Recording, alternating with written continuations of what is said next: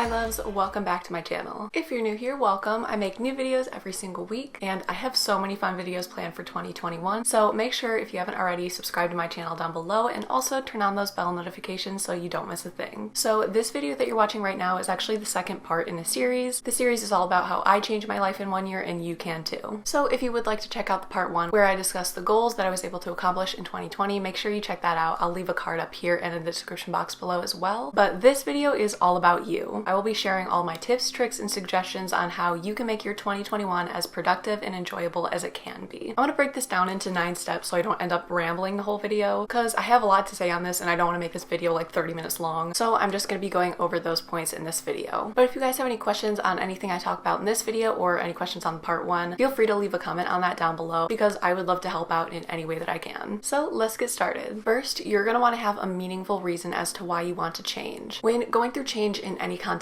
I feel like it's really important to have a meaningful reason as to why you want change in your life. Superficial reasons aren't usually enough to keep you motivated, and even if they are, most likely they won't last long term. I feel like a lot of times we change in order to please other people, and I don't think that's what this should be about. You should be using this opportunity to grow as a person and learn things about yourself and how you interact with the world. And honestly, I feel like this should be about making yourself the strongest and happiest person you can be. And I'm not saying that that has to be your motivation in doing this, but I do feel like being selfish in this instance isn't a bad thing. And honestly, I feel like changing things in your life in order to make yourself happy isn't selfish at all. I kind of feel as if it's self-care in a way. In fact, I think it's really important that you finally realize that you are allowed to do things for yourself without feeling guilty about it. It's always important to care for others, but if your motivation and goals are kind of centered around being liked more or making other people jealous or what you'll gain from other people in doing this, that can sometimes take you more away from who you are as a person. And in some cases, it can really damage your sense of self. This is something that might take a little bit of time to figure out, and that's totally okay. I will share that my reason was mental health. I'm not going to get into it too much in this video, but essentially in 2019, I was just really stuck and unhappy with where I was. I was overextending myself to the absolute maximum, and I was just overworked. I was tired. I was not happy with where I was at. And finally finding happiness was my main goal in going through this journey with myself. Not because anybody wanted me to, or I wanted to impress other people, or anything other than making myself just a happier person. That's why I think it's so important that you sit down at the beginning of your journey and really get down to and address the true reasons behind you wanting this. And honesty is key here, whether that's out of mental health issues or insecurity. Finding the root cause of why you feel stuck or unhappy is going to help you pinpoint things that you need to address, work on, and heal throughout this journey as well. I know it can take a lot of work to get to the point where you're doing this just for yourself, your happiness, and your health, but trust me, reasoning is everything when it comes to changing your life. Sitting down with yourself and discovering the true intentions as to why you want change is going to help motivate you to make goals and changes that are healthy and realistic for you. Now, once you've worked on your reasoning and you're really motivated to change, you're going to want to come up with a game plan. This can be setting one goal and using the entire year to work on it. It can be a few goals that you work on for a few months at a time, or in my case, I chose to tackle a new goal every single month. Research shows that it takes about 21 days to make a habit of something, so my thinking going into the new year was, if I set a new goal for myself every single month, hopefully by the end of the year I will have accomplished 12 new things. I also organized this to have the hardest goals or things to accomplish right at the beginning of the year so that I would have a few months to practice it before the next year. And I feel like that method really worked well for me because I was able to keep up with a good majority of the things that I had learned last year. And I feel like something that really helped me was taking into account the time frame in which I felt like I was best able to accomplish a goal. As I said before, I set the hardest goals right at the beginning so that I was really ready and motivated to do them. And since the goals got easier each month, I found that it was more manageable to keep up with it. And honestly, I was still as excited to do December's goal as I was to do January's goal. So in my experience, the best way to start your game plan is to write a list of things that you want to change. Then, as I said in the previous point, dig really deep into your mind and come up with the real, raw, and personal reasons as to why you want to work on and accomplish this goal, and write that down as well. Once you have those, you're going to want to organize these goals based on times that you feel like you're most motivated or when you have more time to work on them. So I'll share an example of this. I chose August to drink more water, and in Michigan at least, it's the hottest month of the year here. So I thought, oh, if it's hot outside, I'm more likely to drink water. So that would be a good month to set that goal in. And it worked pretty well. I think I mentally tricked myself into drinking a ton of water that month, and I'm really proud that I did it. I want to mention at this point as well, it's okay to change your goals if you need to. I did change quite a few goals that I had set for myself last year because of safety reasons and everything going on. It's important to know that none of these goals are set in stone. You're allowed to change them at any point point because really there is no rule book. And I want you guys to have goals that are safe, healthy, and realistic for you so that you can grow as people and be as happy as you possibly can be. The third step is to have a way to track your goals. Good organization is really going to make this process a whole lot easier for you, and knowing yourself and how you're able to function best is really going to help you tailor a plan to your productivity style and what you need. I find that bullet journaling is best for me. It really helps me stay on top of my goals and make sure I'm following through with them. I just like the customizable side of it, and I find it's really easy to like craft a system that works for you. Other things that might help are like apps you can download on your phone, physical reminders like sticky notes around your house, or maybe you set some alarms on your phone, or even having other people join you. It's really dependent on the person. There are truly so many options that can help, so don't be discouraged if one or two of them don't work, because I trust that you will find a system that works for you. The fourth step, and I don't want you to overlook this, is to believe in yourself. I tend to struggle with this idea that I need permission from somebody or something to make changes in my life, or just sometimes doing the things that I want. The older I get and the more experience I have with this, the more I'm able to prove to myself that I can make changes just by myself. And it was important for me to learn that I'm the only one that can take charge and change and work on myself, because I do owe it to myself to be happy. And if you guys also feel like you need permission in order to change things about your life, you clicked on the right video, because this is your sign. I personally am giving you permission to make changes in your life that are positive and healthy. You deserve to be happy, and you're allowed to take control of things in your life. I believe in you, and I know you can do whatever you put your mind to. The fifth step is to prepare for all the goals that you've set. So this is pretty self-explanatory, but I feel like it's something that completely went over my head for a few months. Having everything you need for your goal, especially right at the beginning, is going to help you out a ton. An example of this is eating healthier. Start writing a list of what you think you need a month ahead of time. This way you have that whole extra month to collect recipes, organize your kitchen, make grocery lists. It'll make sure that you're really staying on top of your goals. It'll make this process go a whole lot smoother. Being prepared is often overlooked, but I promise you it is so important that you do what you can ahead of time so that you have what you need to succeed. The sixth step is to check in with yourself often. Whether this is an entry in a journal or a little video update, you can use these entries to discuss how you're feeling in the moment or how you feel like your progress is going. And by doing this, it'll show you the progress you're making, even if you don't think you're progressing in that moment. Because after a while, you'll be able to look back on those old entries and really start to see your progress. You'll also be able to talk about what's working and what's not, so that way you can adjust and alter your game plan in order to make it work better for you. This is really good for your mental health too. It's giving you a personal and private way to check in with yourself, and you can use it to vent if you need to. It's not good to keep things bottled up, and by talking about them or writing about them, you're able to release that pressure and refocus on your goals. The seventh step is having willpower and reminders in moments of temptation.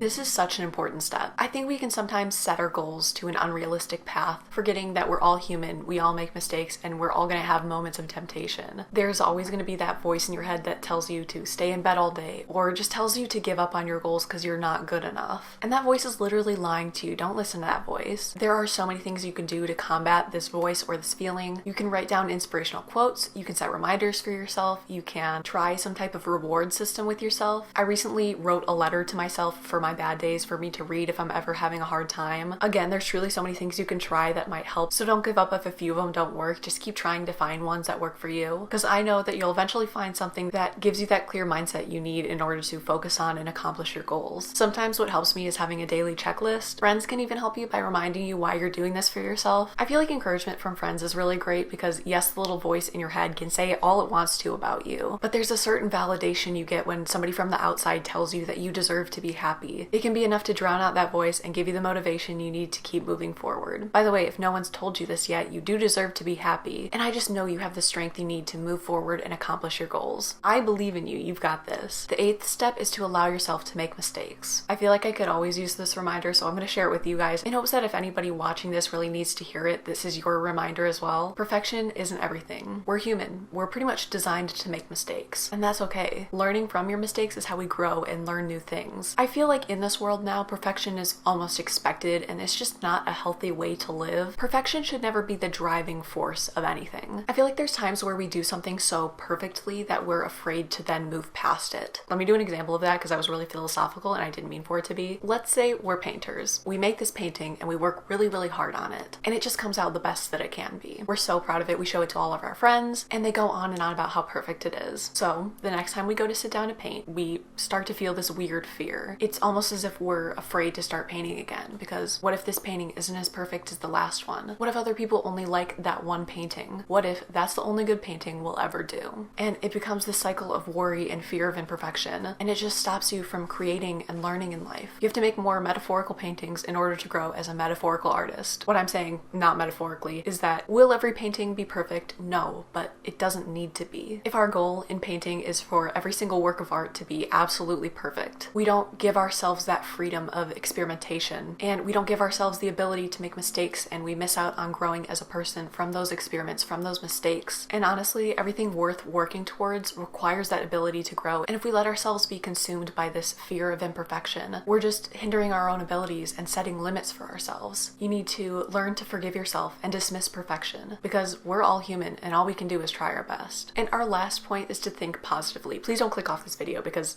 this is something you need to hear. No, this isn't like that stereotype like, oh, just think positively, it'll be fine. Like, no, this is something that is actually going to change your life. I could do a whole video on this because I feel like it's that important. But let's talk about the law of attraction. If you don't know what the law of attraction is, it's essentially a new thought philosophy that states that whatever internal energy you have towards yourself, your surroundings, the world in general, is the same type of energy that you will begin to outwardly attract. So let's say you're having really negative thoughts about yourself and your life. You'll start to attract negative energies and negative experiences because of this. So by working to change your negative thinking patterns into more positive ones is going to make you more likely to attract positive energies, experiences, and people into your life. Also, part of this law states that however you view yourself internally, like in your mind, is subconsciously how you will start to act and be perceived outwardly as well. So if your goal is to be more confident and mentally you still label yourself as shy or insecure, you're still going to be perceived as shy or insecure until you work on changing your thinking patterns. The energy you have in your head really does have an effect on your experiences as well as how you perceive yourself and the world. So it's important that the energy that you're putting out into the world, as well as the energy that you have within your head, is positive, because it truly will impact what you attract. The main goal to that really long explanation is to work on your thought patterns and make sure that you're surrounded with internal positivity as well as external positivity, because it really will change a lot. Working on thinking patterns is really such a huge part of change, and I really feel as though you can't change until your thoughts do. As far as a closing statement, or perhaps like a little takeaway from this video, make sure that you're doing all of this for yourself and your happiness. You have the strength and power to accomplish your goals, project positivity, and really change your life. So that is all I have for this video. Thank you guys so much for watching. If you're curious to see the part 1 where I talk about all the goals I was able to accomplish in 2020, I will leave that video in the description box below for you guys to check out if you're interested. If you guys have any questions on my journey, please feel free to leave those down in the comments below, because I would love to help out in any way that I can. If you haven't already, make sure you subscribe to my channel down below and turn on my bell notifications so you don't miss a thing. Stay safe, stay healthy, make good choices, and I will see you guys next week.